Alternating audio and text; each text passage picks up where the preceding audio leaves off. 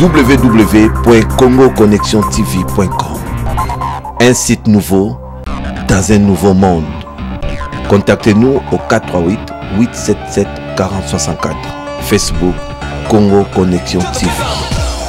La République démocratique du Congo est toujours dans l'attente de la formation du gouvernement de cohésion nationale annoncé par le président Joseph Kabila. Une partie de l'opposition a déjà fait savoir qu'elle n'y participerait pas. Lors des concertations nationales en République démocratique du Congo, ont-elles permis d'apaiser les crises sociopolitiques et économiques? En tout cas, les analyses restent sceptiques. Du côté des partis de l'opposition, les avis divergent sur la portée réelle de ces concertations nationales. Ceux n'ayant pas participé estiment que les concertations nationales n'ont pas répondu aux attentes immédiates de la population congolaise, notamment sur les défis sécuritaires et économiques. Alors va-t-on vers un gouvernement de cohésion? Pas si sûr selon ce membre de l'opposition. Quel gouvernement? Ça c'est juste pour distraire l'opinion nationale et internationale. Regardez par exemple les discours de M. Kabila qui était un discours flou. C'était juste pour annoncer son gouvernement de cohésion nationale, que nous ne sommes pas d'ailleurs à partie prenante. Nous exigeons à ce que l'accord cadre d'Addis Abeba soit respecté et après nous irons au dialogue national inclusif à grand format où nous allons aborder toutes les questions qui fâchent. Le 23 octobre dernier, le président Joseph Kabila a appelé au dialogue et a annoncé devant les deux chambres du Parlement la mise en place d'un gouvernement de large ouverture. Mais ce nouvel appel ne semble toujours pas convaincre pour l'instant l'opposition. Sa principale exigence, l'intervention d'un facilitateur international pour parler de tout ce qui divise les Congolais depuis les résultats de la dernière élection présidentielle.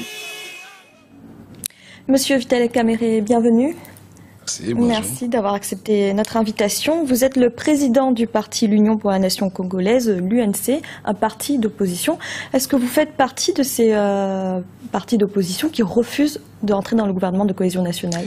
Nous n'avons pas participé aux concertations nationales. Vous les avez boycottées, effectivement? On ne les a pas boycottées parce qu'elles ne servaient à rien du tout dès lors que l'ordonnance qui le convoquait était inconstitutionnelle et que cette ordonnance avait ignoré les instruments internationaux, que sont l'accord cadre d'Addis Abeba et la résolution 2098. Nous avions dit bien avant même les concertations que pour l'opposition, il n'était pas question de participer à un quelconque gouvernement d'union nationale ou de cohésion nationale ou d'ouverture, puisque je vois que les concepts changent selon le tempérament de la majorité au pouvoir. Donc nous n'allons pas y participer. Mais ce ne serait pas un moyen de faire entendre votre voix, justement?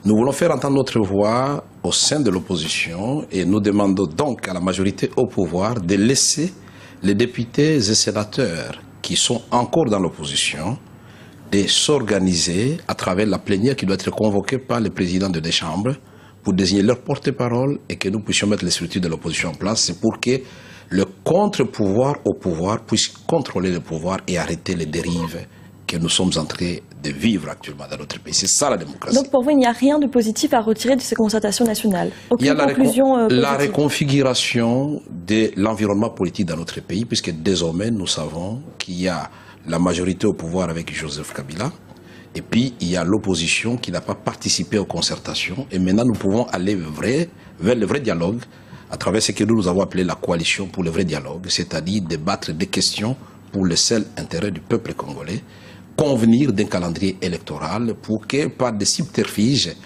que Kabila ne joue pas aux prolongations parce que son mandat prend fin le 19 décembre 2016 à minuit. Il ne faut pas qu'il y ait de vide juridique. Il ne faut pas qu'on prolonge comme on l'a déjà fait avec le Sénat et les assemblées provinciales qui sont sans mandat.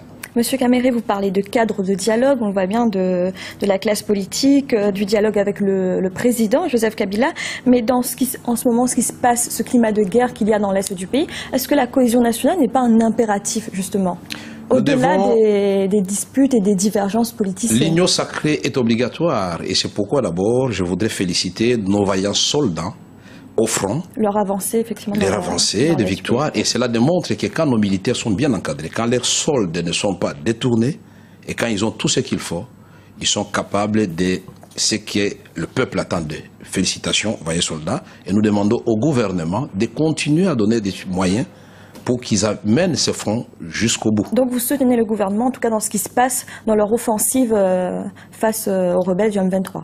Le 11 septembre, quand il y a eu le désastre aux États-Unis d'Amérique, le premier appelé, le président George Bush, c'était Bill Clinton.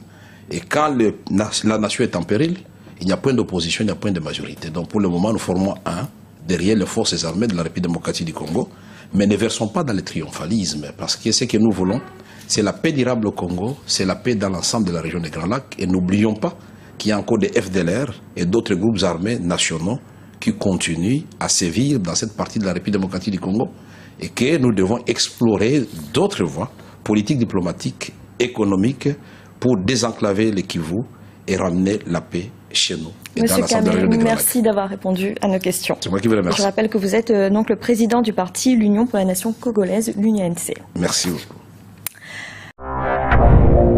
www.congoconnexiontv.com. Un site nouveau dans un nouveau monde.